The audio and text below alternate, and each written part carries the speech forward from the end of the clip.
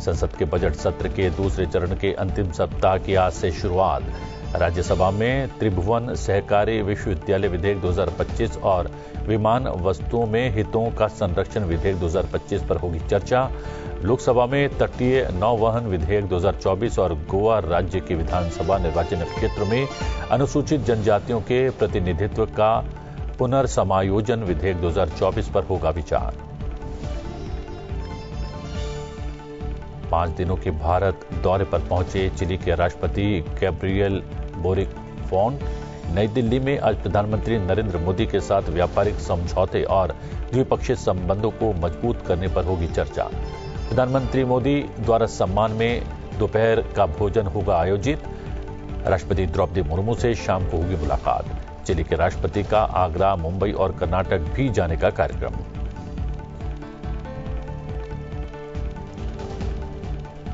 भारतीय reserve bank की स्थापना के 90 वर्ष हुए पूरे। राष्ट्रपति द्रौपदी मुर्मू मुंबई में इस अवसर पर होने वाले समापन समारोह में मुख्य अतिथि के तौर पर होंगी शामिल।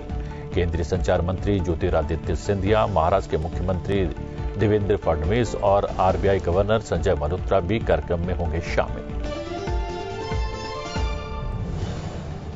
नए वित्त वर्ष की आज से शुरुआत। टैक्स, बैंकिंग, जमा बचत, यूपीआई और जीएसटी से जुड़े नियमों में कई बड़े बदलाव। केंद्र सरकार की एकीकृत पेंशन योजना यूपीएस आज से लागू। करदाताओं के लिए बजट में पेश की गई नई कर प्रणाली भी होगी लागू। केंद्रीय गृह मंत्री अमित शाह ने कहा, सरकार ने पिछले 1 दशक में पूरे देश में स्वास्थ्य क्षेत्र में सुधार के लिए समग्र दृष्टिकोण अपनाकर देश को स्वस्थ ढांचे का स्तर उठाया। चिकित्सा महाविद्यालयों और एमबीबीएस सीटों की संख्या भी सरकार ने बढ़ाई। हरियाणा के हिसार में महाराजा अग्रसेन चिकित्सा महाविद्यालय में महाराजा अग्रसेन की प्रतिमा का अनावरण करने के बाद एक सभा को कर रहे थे गृह मंत्री संबोधित।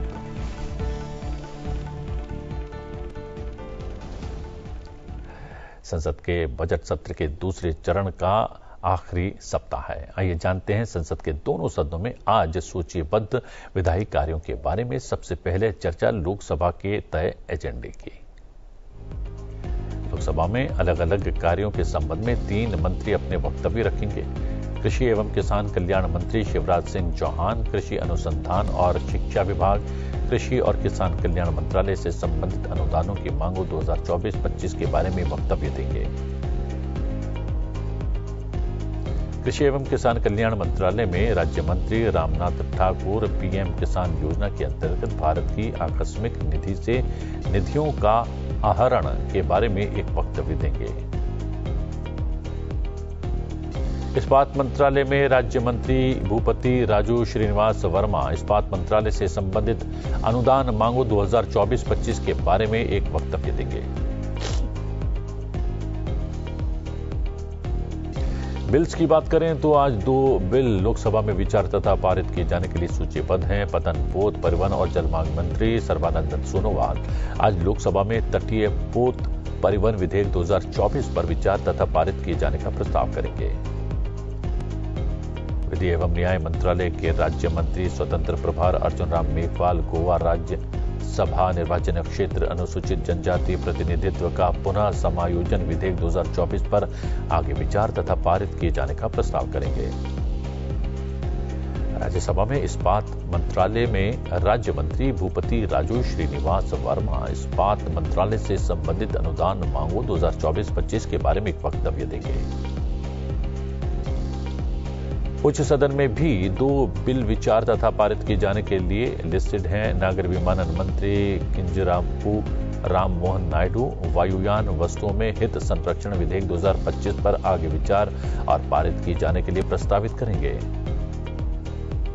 सहकारिता मंत्री अमित शाह प्रस्ताव करेंगे कि लोकसभा से पारित रूप में त्रिभुवन सहकारी यूनिवर्सिटी विधेयक 2025 पर विचार किया जाए और उसे पारित किया जाए।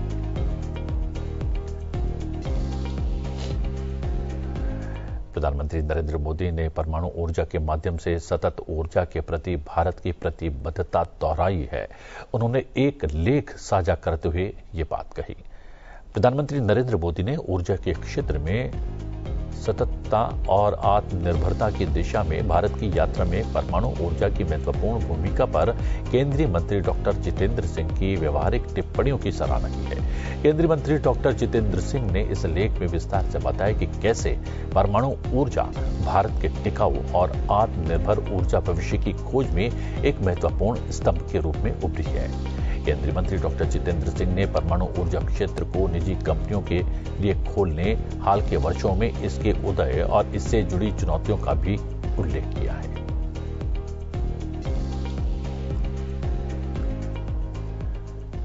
चिली के राष्ट्रपति गैब्रियल बोरिक फॉन्ट आज से भारत की 5 दिवसीय यात्रा पर हैं। उनके साथ एक उच्च स्तरीय प्रतिनिधि मंडल भी है, जिसमें मंत्री, संसद सदस्य, व्यापार संघ और भारत चिली सांस्कृतिक संबंधों से जुड़े प्रमुख चिलीवासी भी शामिल हैं। यात्रा के दौरान चिली के राष्ट्रपति गैब्रियल बोरिक आज प्रधानमंत्री नरेंद्र मोदी के साथ भारत चिली संबंधों के महत्वपूर्ण पहलुओं पर चर्चा करेंगे। राष्ट्रपति बोरिक राष्ट्रपति द्रौपदी मुर्मू से भी मुलाकात करेंगे, जो उनके सम्मान में भोज का आयोजन करेंगे।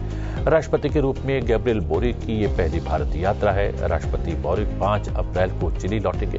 चिली लौटने से पहले राष्ट्रपति गैब्रियल बोरिक आगरा, मुंबई और बेंगलुरु भी जाएंगे।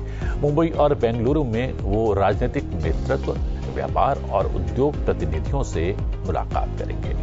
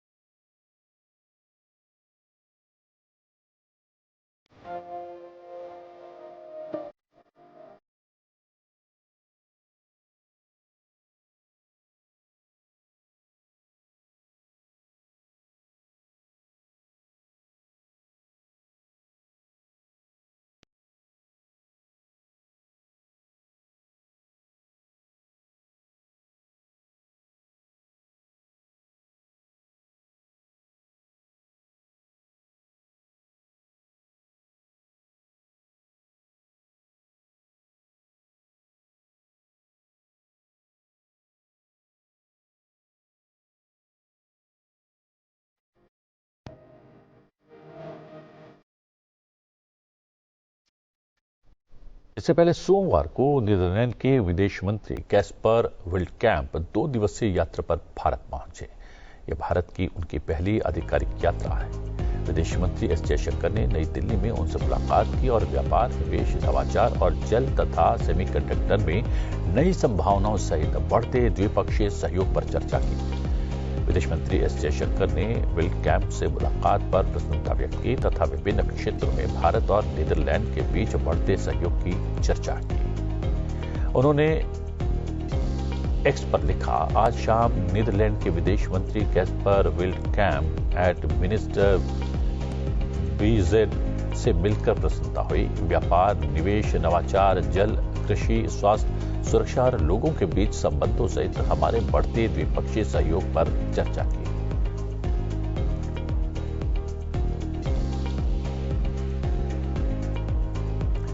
भारतीय रिजर्व बैंक की स्थापना के आज 90 वर्ष पूरे हो रहे हैं। इस अवसर पर आरबीआई मुंबई स्थित अपने मुख्य कार्यालय में एक विशेष कार्यक्रम का आयोजन कर रहा है।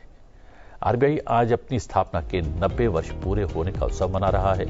राष्ट्रपति द्रौपदी मुर्मू आज इस अवसर पर होने वाले समापन समारोह में मुख्य अतिथि के तौर पर शामिल होंगी। राष्ट्रपति द्रौपदी मुर्मू समापन समारोह में सबको संबोधित भी करेंगी। केंद्रीय संचार मंत्री ज्योतिरादित्य सिंधिया, महाराष्ट्र के मुख्यमंत्री देवेंद्र फडणवीस और आरबीआई गवर्नर संजय मल्होत्रा भी कार्यक्रम में शामिल होंगे। इस अवसर पर आरबीआई के गवर्नर अपना स्वागत भाषण देंगे, साथ ही आरबीआई के पिछले 90 सालों के कामकाज को याद करेंगे।